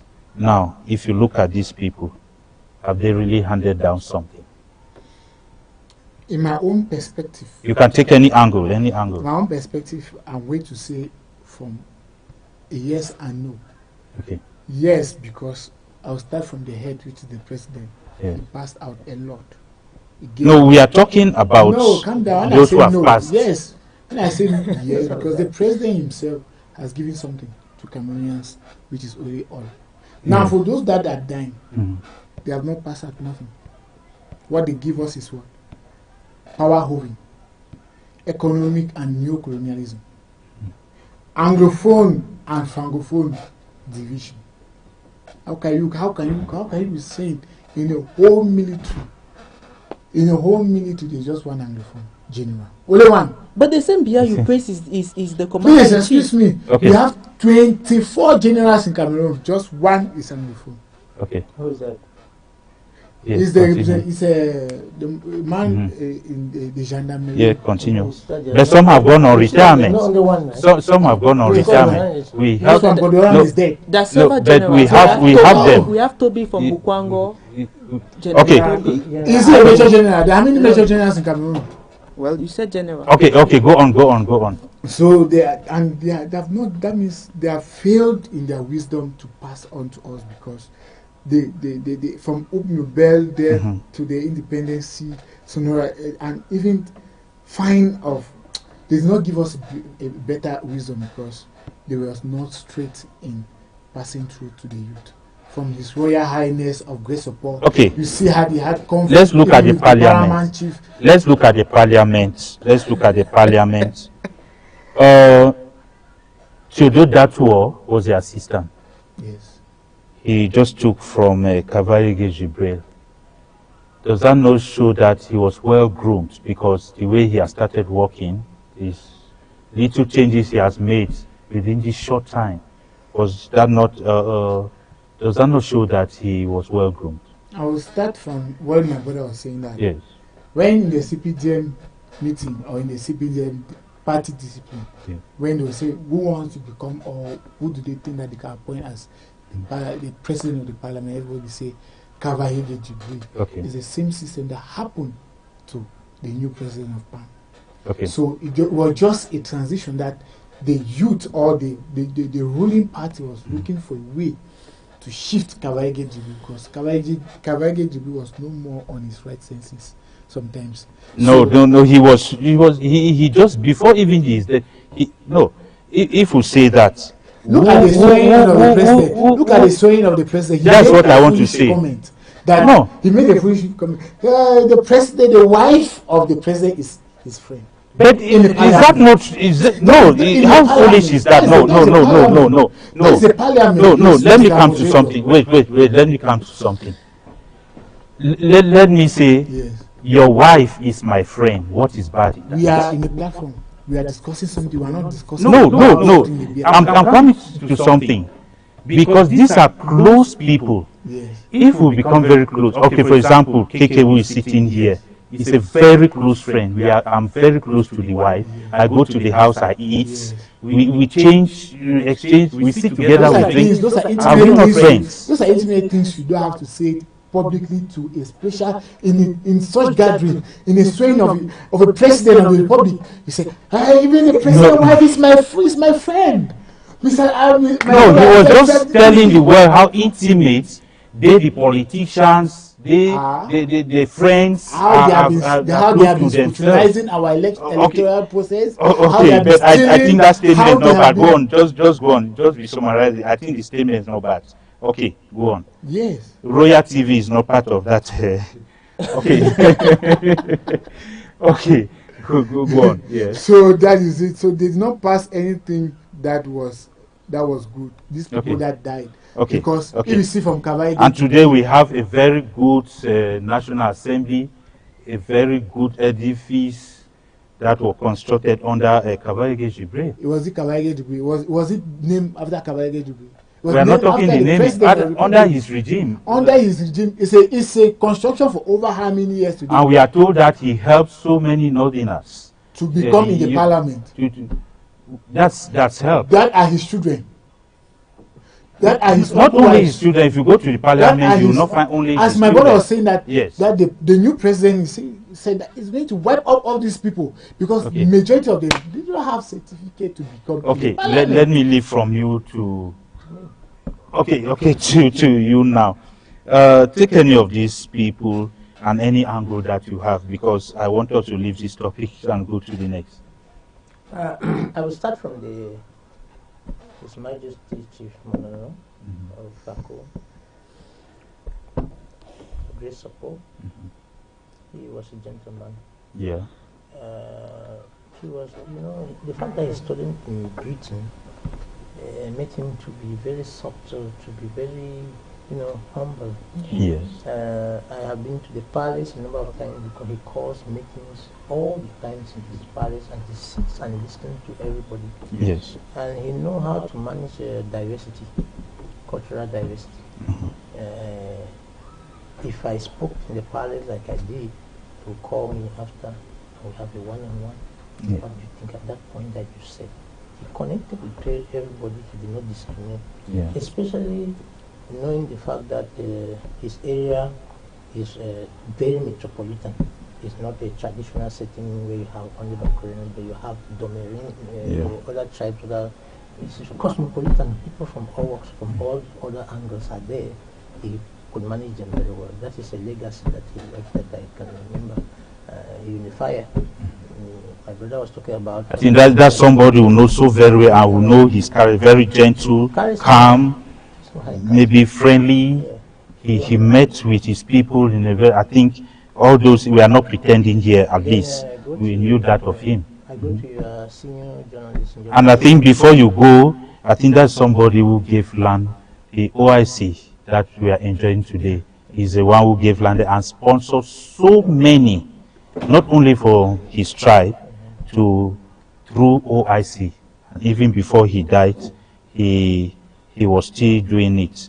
And so many other. Okay, just continue. Then Mr. Njomo Kevin, your senior journalist. Yes. Was a man of humble character as well. Yeah, and Jomo the boy. He could always find time to stand after church to talk with anybody who wanted to talk. Yeah, very social. He's very keen in listening. Yeah. And he used to spice in the air too with old timers music, and our fathers will be regretting that somebody who used to know him to remember their days is gone. And he knew every detail about all those musicians. And then Kakara Mabun left today. That's a humble personality too, very quiet and gentle, very bilingual and soft-spoken. And as I don't know much about him as a military officer, but I know much about him as a he diverted so early to sports while he was in yes. He left a good legacy there. Yes, some other people left some edifices, like my brother was taking Kawai under his reign. There's a big, good, very beautiful structure that the National Assembly. But what happens in that beautiful edifice do not depict the beauty of that edifice. So we should live from structural beauty to the parliament should be true representative of the people, and that is the greater legacy that he would have left to usher in democracy. The president said some years back that they asked him that if he dies, what would he be remembered for? And he would be remembered to be remembered as the person who brought democracy into Cameroon. And so sometimes when they even steal elections, it might not be even Biada has told him to steal elections. Because if somebody wants to be remembered as, he will want to see some bills that he brings to parliament being rejected. There's some people just decide that, okay, they are a friend to Paul Biya. I come back to the statement of Obasi now. Somebody said that he's a friend to Paul Biya on the day that they are inaugurating, on the inaugural day of the head of state, can depict negativity somewhere. Because it means that as a friend, until he's a friend to the wife, he would even pass bills, he would even veto for bills that are unfriendly to Cameroonians, because he's a friend. So that on that particular day like that time is telling you're not supposed to come out. Who do not know that they are friends? All know that they are friends. But now you're making mention of it the day that it means that you also contribute. Kavai was a jovial man. He was a jovial man. So he was just being jovial as usual to Cameroonians and the world. So we, as I said, we are not part of that statement. Okay, let me come to you, Chair. What's your take about passing down to the younger generation? Right. I think personally and over several issues, I've probably commented on a good number of these people that are carried on the cover of the Guardian Post. I think that was at Sunday's edition. But one person I've not spoken about for Tabetando, the traditional ruler Manu Division, Vice President of the Senate. You know, when news broke out of his demise, that morning, was it the morning?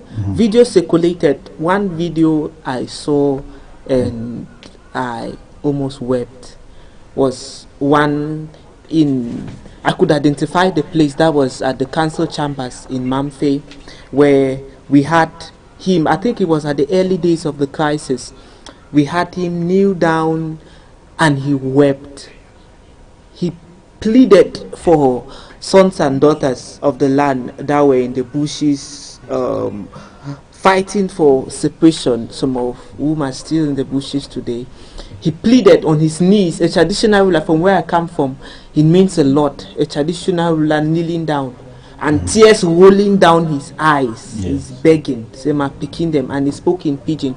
We communicators, language is very important when we're talking about sending a message. He pleaded, say, "Una come off for bush, una come out." That was and that was in Mamfe, midway into the crisis. And so, politics has its way. Politics is politics. Okay. We cannot pretend to blend it with church and do it religious or wrap it up in some sanctimonious cloth. Politics is politics. But we saw a man in him that had that feeling for others. He had that tender love. You know, it wasn't his decision to make. The crisis in the Northwest and Southwest regions, we cannot, though part of the blame goes to our elite, but we cannot simply blame our elite, because the blame is collective. There are lots of places where we need to drop one or two. However, we saw in him a man that had that love for his community, and even his manner of approach, the way he spoke, just like the late chief of Great Support, we saw a calm man. We saw a calm man, a man that was able to sort out things from his temperament, because we need such people in governance, people that are level-headed, people that are calm, they don't easily get provoked, and all of that. So I think it's indeed a great loss for the Southwest region, most especially where he militated as a member of the ruling party for quite some time, especially Manu. And I hear preparations towards his entombment is ongoing, especially in Yaoundé. Manu elites are galvanizing to see how they can give him that deserving burial for a man of his stature. Of course, dear viewers, you know, after discussing with very high tone and very strong tone at the beginning, we had to end it this way, because at least there's nobody who has not impacted. There's not any of them who has not impacted these people's life. But as humans, they had their own faults also. And so that's why we had to end this topic that way. We shall take the last topic to pay homage. We shall take the last topic tonight, where we hear that the chief, the traditional ruler of the Kokomembia, has decided to resign and appoint the son to take over. And so, since then, it has not been easy in that village. There are some who felt like that decision is not the best, and so they want to come in or distort things, so things are the way they are. Before we discuss on that, it is the topic: chaos ensues as chief of Likoko Membia village, Boya, resigns and appoints son. Let us have this report. After the report, then we shall discuss briefly on that. The Kokomembia, a village at the foot of Mount Fako, has not been known for uncivic behavior, especially public demonstration. But this time, chaos erupted in Likokomembia village, Boya, after Chief Fendengeke announced his resignation on grounds of ill health and age, and immediately proposed his son, Ekema Fende, as successor. Now that the father is still alive, nobody has right to challenge him, except otherwise. Otherwise means the kingmakers can have their differences. But if the kingmakers and the chief are of the same opinion, there's no problem. The move has split the village, with hundreds of residents marching to the DO's office and later to the governor's office in protest this Tuesday, May 12, 2026. They say the resignation letter and the appointment of Ekemafende as successor have since been forwarded to the administration through the divisional officer of Boya subdivision. We chief Bernard Ngeke, if you call we say, you don't tire, make it picking take chance. Now they say that all village they like say take it picking take it. Me papa I like her. I say Mokako Bichi. Another member of the royal family has come forward to oppose the chief's decision, saying they also want to contest for the throne. Tension boils over the day when hundreds of villagers stormed the DO's and governor's offices in Boya, chanting and carrying placards, rejecting the opposing family, singing songs of war and victory.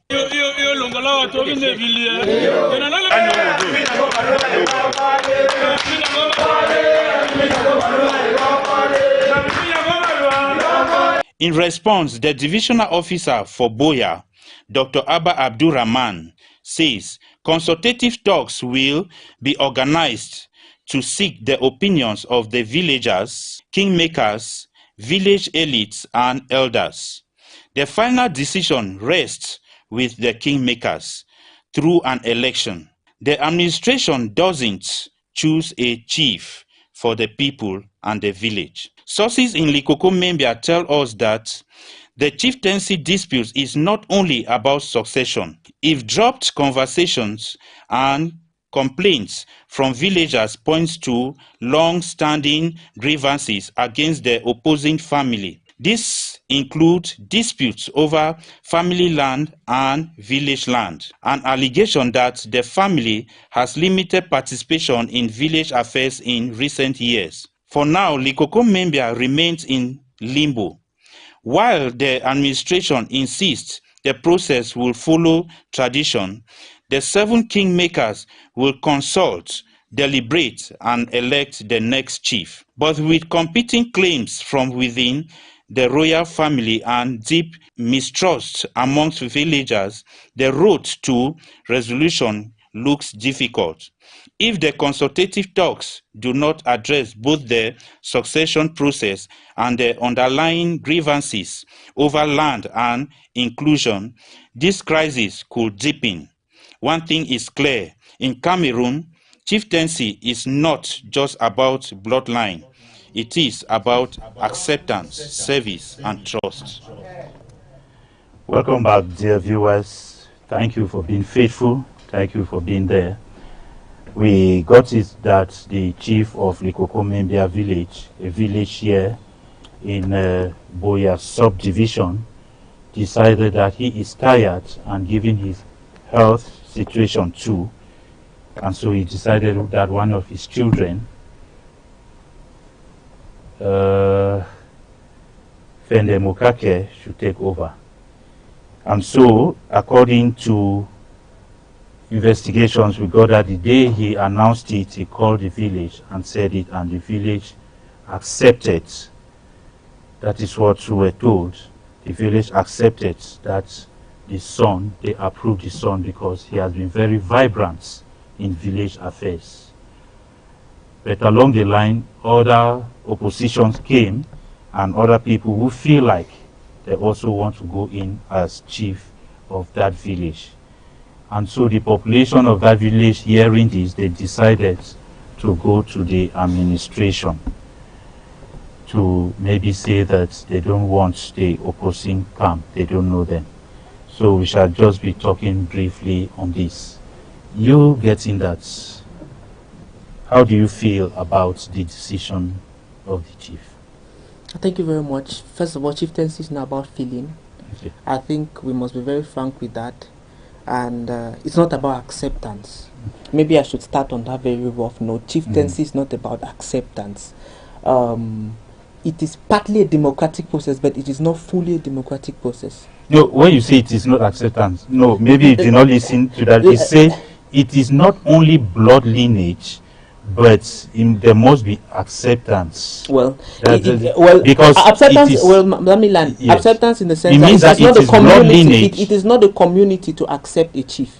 That is my point. The community does not accept a chief. Let me explain why. You understand that the chieftaincy institution in Cameroon, particularly in Northwest and Southwest, is spread under what we call decentralized and centralized structures, forms of state. Now, the Northwest, cutting through the West, has what is called the centralized form of state, while the coastal regions has the decentralized form of state. In the decentralized form of state, the chief doesn't have as much powers as in the centralized form of state.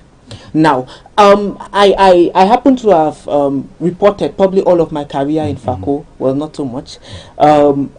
This particular topic has been something I've exchanged with quite a number of people who are custodians of the tradition. And one of the chiefs, I think he gave clarity to the whole issue here.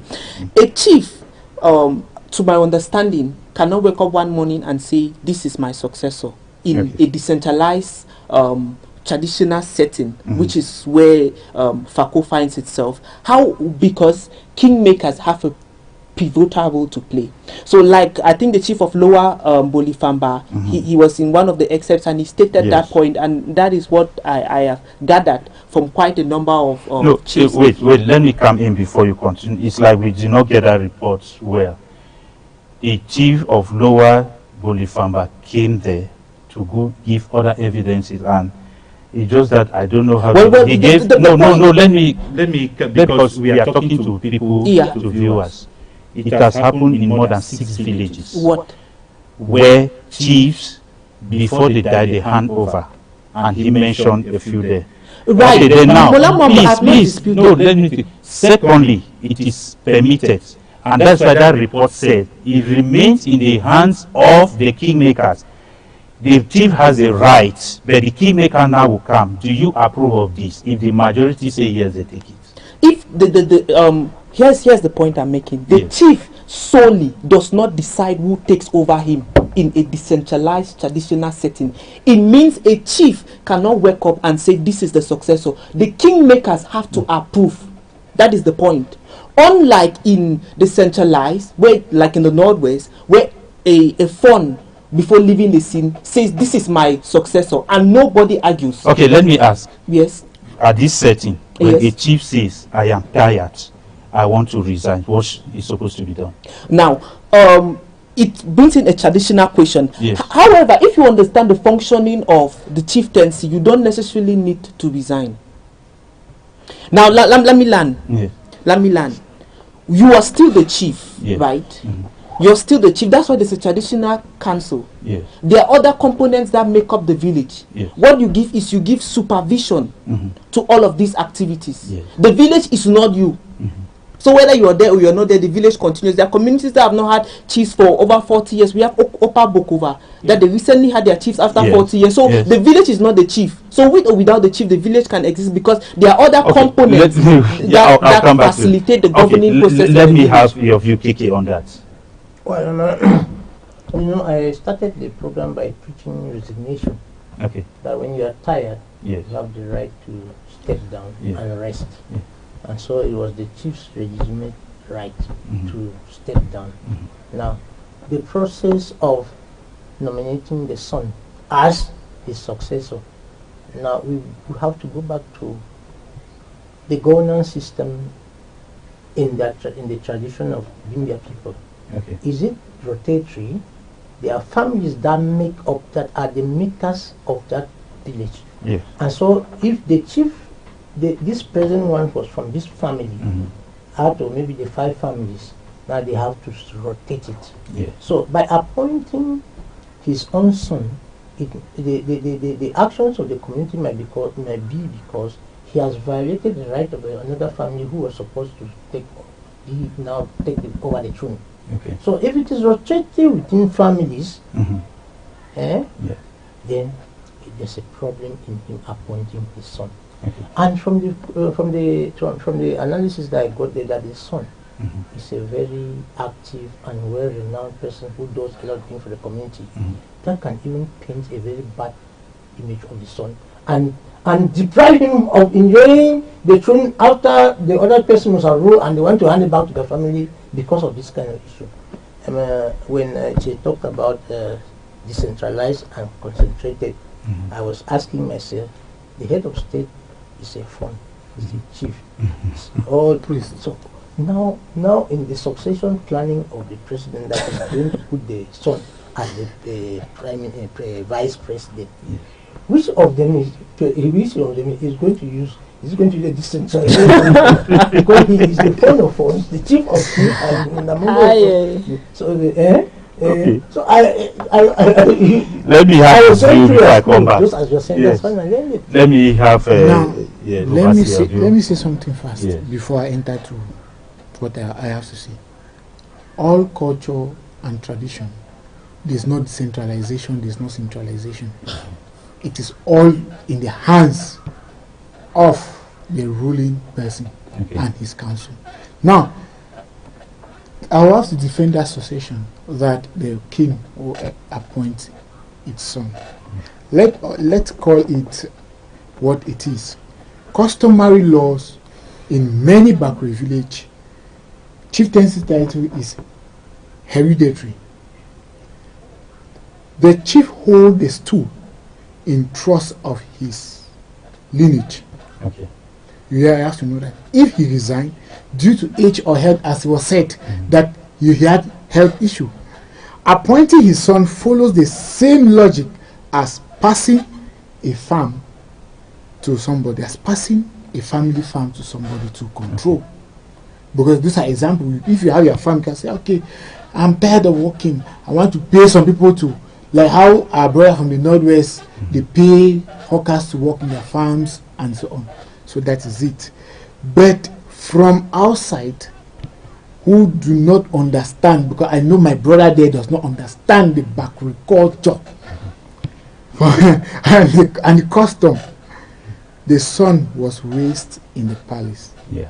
He knows the rituals. He speaks to the ancestors like his father, the chief. Would you prefer, my Mr. Mambo, we import a politician like the oppositions who buys a stool at the council office, goes to the DO, goes to the governor? Tradition say the father presents his heir, the elder confirm it. That is the kingmakers. That's what that story said. Yes, kingmakers confirm it. If the elders were bypassed, like the opposition, they bypassed. But on that, what you are saying, like Kiki said something here that's also right. Take note, there are some villages that the chieftaincy is supposed to rotate from family to family. But the kingmakers were bypassed. Yes. The opposition leaders were bypassed. They bypassed the kingmakers, going to go and cause chaos in the Jews. No. You've not understood it. You've not understood it. Those who know, I would need to correct something that because it's going on air. Those who went to the Jews office are those who are in support of the proposed son of the chief by the chief. Okay. You see, but the letter was there saying that the Coco members say no. So that means they did not accept the proposal. Listen. They are saying no to the opposition party that wants to come in. They are in support of the person that the chief has given. Okay. That this is a person that I am. So since the chief did that, they were d'accord with it. Yes. But they only came now to the street when they heard that, okay, some other people are coming up. And they have started making negotiations in other areas. That's why I was saying that it's better we should not import politicians. Okay, but let me make it very clear. In Fako division, the first thing is it is hereditary, as you said. But there are some villages where it lives from family to family, and they document that. Now, there are some villages that nothing is documented as that I live from family. They go into the culture to say, okay, this is the royal family. Not only the chief's children, they have brothers and sisters, they have their own children. Anybody who wants to stand for that position comes up. So what they do is, the deal comes, seek for the knowledge of the villagers, the elites, and so on. But the kingmakers have the final say If there's chaos, then the kingmaker will come and stand. Who do you choose? That they have the final say. One second, So, remember. yes, please. You know, there are some villages that were founded by just one person, Yes. and it is one family. So that is where you have the concentrated type. Because Okay, good. all the other families are from one family. Yes. Now there are many villages that there are several families that came and found that village. So it becomes retreated because it was not founded by one person. Now in this case, there's, my worry is if in the case of Likokombi Nambia, it is supposed to be retreated, then also there could be legitimacy in the chief who is not yet dead, who has not yet passed on, who decide that his son should finish his own term, and then after now they can now, and the day that he dies, apparently they are going now to, if it is supposed to be retreated, the day he passes on, that chief passes on, then the other people will come and they will do an election because the son was just, you know, continuing the mandate of his father, which he has not, is not a 78-term mandate of 5 years, but which says that he's supposed to rule till death. Now he's tired and he has brought the son to run the affairs of the. But if we hear the chief of Bolifamba, he said, because during that meeting at the jail's office, he said that is what entails that the chief has a right, and he named some villages where it has happened, about 6 villages. And I think we saw that in Kumba also. Right. I want to insist on something. Lest we miss it out before I come to what my other panelists said there. The chief does not do it independently. Thank you. This is one thing which we should not miss, and that is where my argument is. He does not do it independently. He does it with the knowledge and approval of the kingmakers. And that's what that report said. The day he was saying that. I'm not arguing. I just want to clarify. Unlike in the Northwest, that the king chooses, the kingmakers only implement. You get the difference. So in the Northwest, he says this is my successor, and then when he passes on, the person automatically, there is no argument about it. But here the kingmakers have a say. Now I wonder aloud, and I laughed a lot when my other panelist that way was articulating on the issue. Like I say, I don't speak on the subject like an authority, but after consultation with chiefs on the matter. So I'm not just, I'm a trained journalist. So and like I say, I've reported around Kako. So I've covered a lot of chieftaincy issues. And even before coming on this set, I had an engagement with the chief to understand how succession is done. Let me say this, based on my understanding, even if it is one family in a village, in the family there are, for example, you are a chief. In the family you have brothers. Those brothers too have potential to replace you as much as your children. So it may be one family, but there are so many people that have stakes in this, and you cannot just directly. That's why there's need for that consultation. There's need for that concession with the kingmakers. And the jail made it clear on that day that he is coming for consultative talks.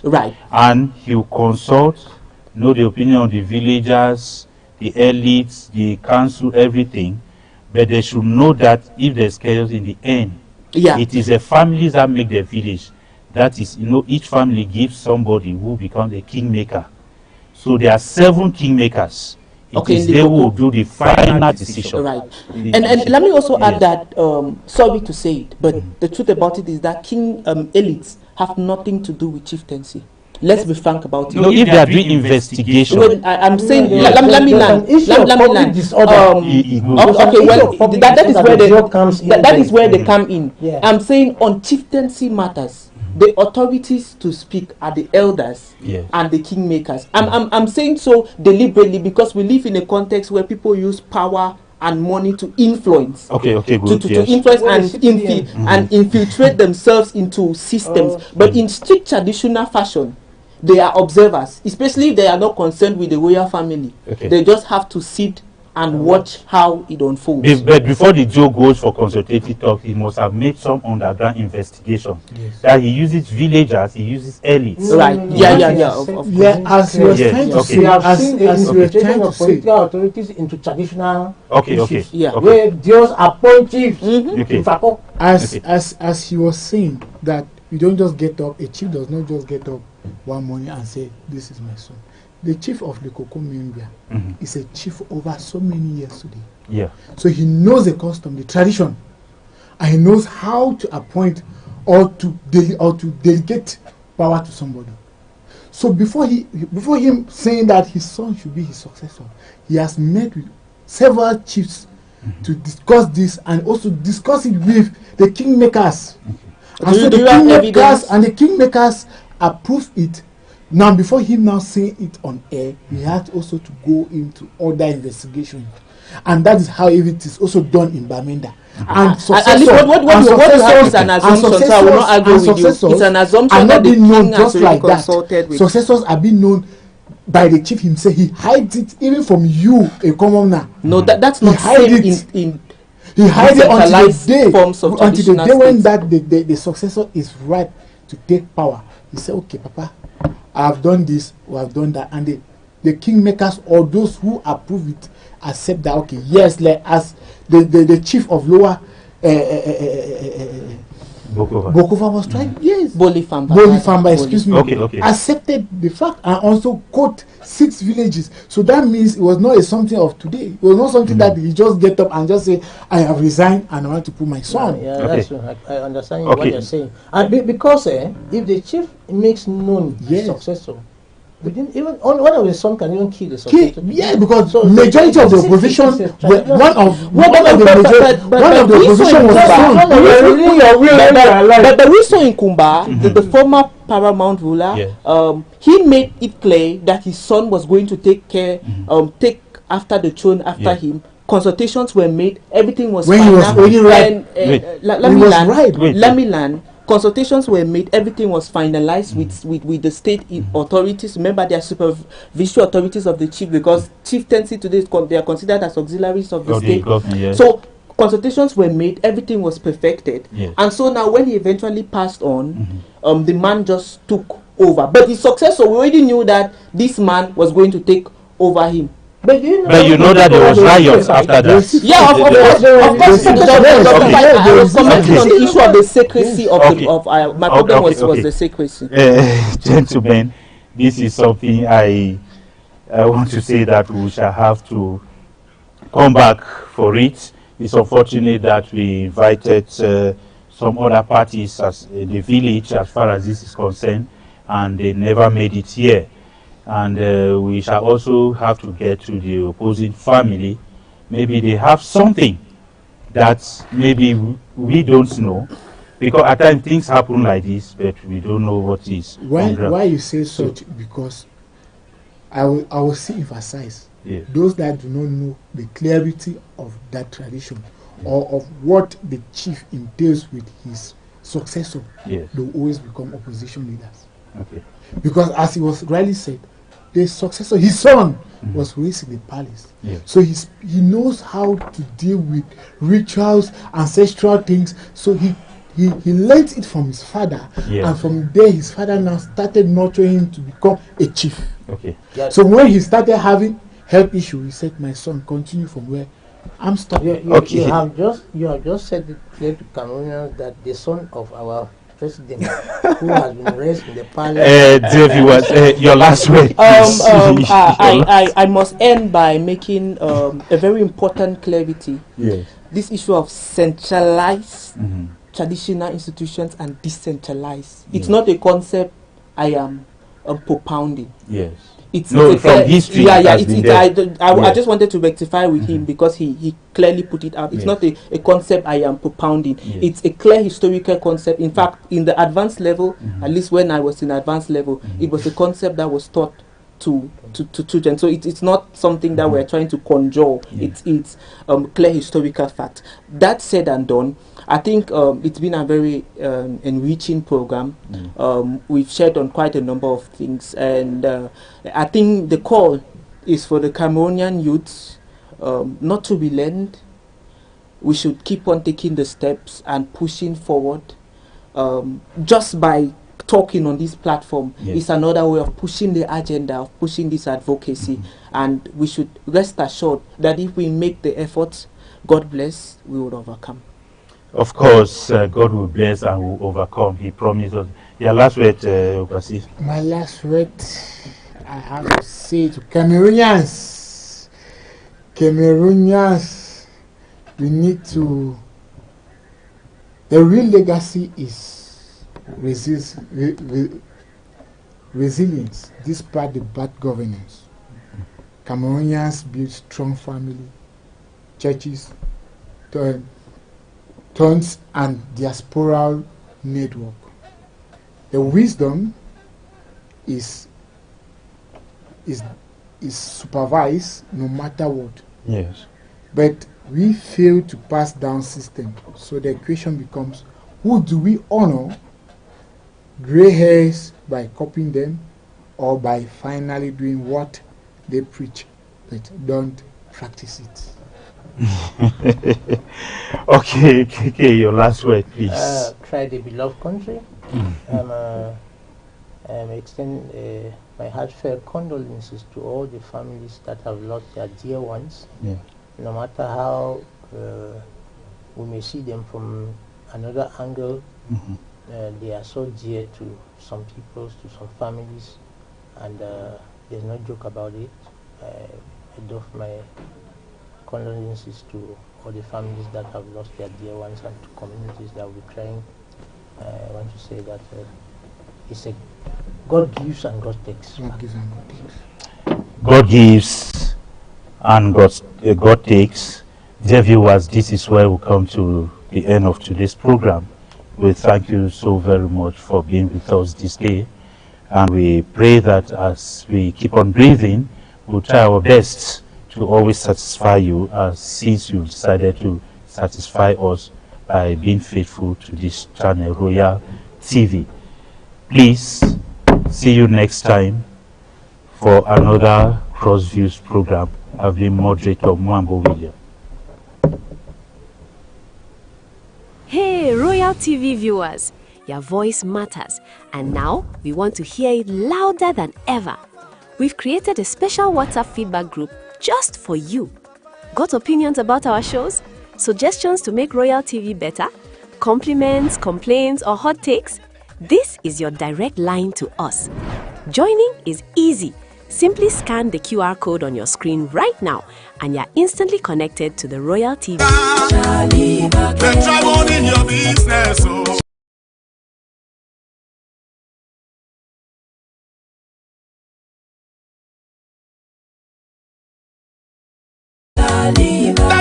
in your career, the tribals in your family, that tribals in your business, brother.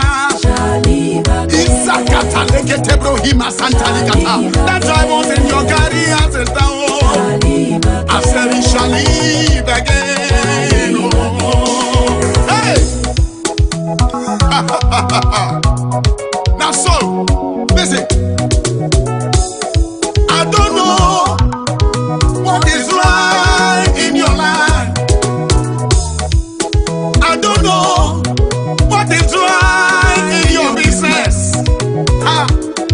It shall live again. Listen to me. It shall live again. You may be married for so many years. No child is coming. Even miscarriage, you have not experienced it in your marital life. It seems as if everything is right in your life. I have come to announce to you, it shall live again. It shall live again, sister Mo. The tribals in your marriage, sister. The tribals in your life. The tribals in your business, sister. The brothers in your career. Hey, that's right.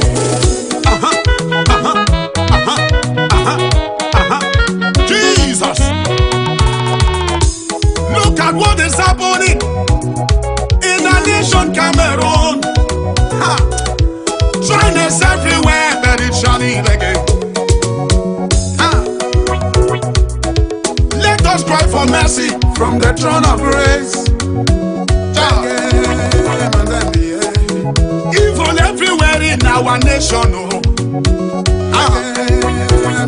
Before people want to get promotion, they must take an innocent life. Before people want to get promotion, they must drink innocent blood.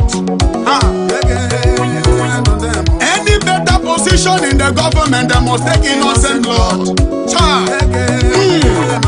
Before people want to go higher, they must kill those who are down. Any power of occultism reigning in this nation, Cameroon, Father, we scatter them by fire. Any power of lesbianism, any power of homosexuality reigning in this nation, Cameroon, they scatter by fire. Any sorcerer powers, any witchcraft.